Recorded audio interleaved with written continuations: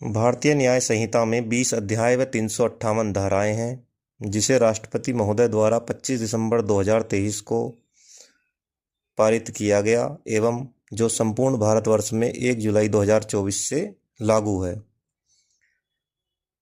भारतीय न्याय संहिता भारतीय जल सीमा में 12 नॉटिकल मील तक लागू होती है। 1 नॉटिकल मील में 1 किलोमीटर 852 मीटर होते हैं।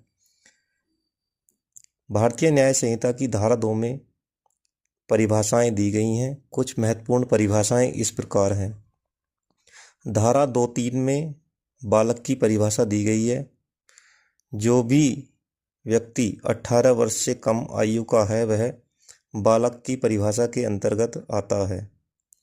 धारा 2(6) में मृत्यु की परिभाषा दी गई है। धारा 2(7) में बेईमानी की परिभाषा दी गई है। धारा 2(8) में दस्तावेज की परिभाषा दी गई है। धारा 9 में कपटपूर्वक की परिभाषा दी गई है।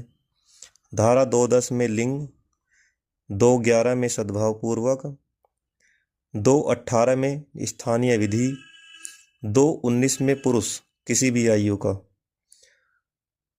2(24) में अपराध, 2(28) में लोकसेवक, 2(30) में विशेष विधि व 2(35) में महिला की परिभाषा दी गई है।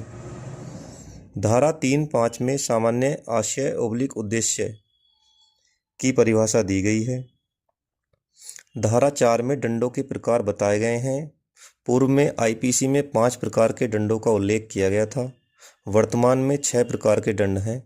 सामुदायिक सेवा एक नए दंड के रूप में बीएनएस में जोड़ा गया है।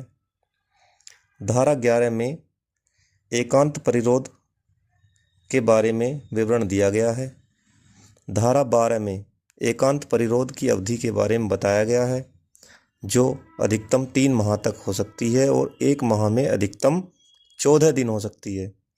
3 माह से अधिक की अवधि में एक बार में 7 दिन के लिए ही एकांत परिरोध में रखा जा सकता है। धारा 20 में 7 वर्ष से कम आयु के शिशु के द्वारा किया गया कार्य अपराध नहीं है।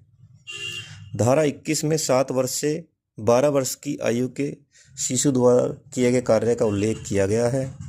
यदि व्यक्ति 7 वर्ष से 12 वर्ष तक की आयु के मध्य है और उससे किए जाने वाले कार्य से होने वाले लोभ के बारे में जानकारी नहीं है तो वह भी अपराध की श्रेणी में नहीं आएगा। धारा 32 में धमकियों से विवश व्यक्ति द्वारा किया गया कार्य अपराध नहीं है।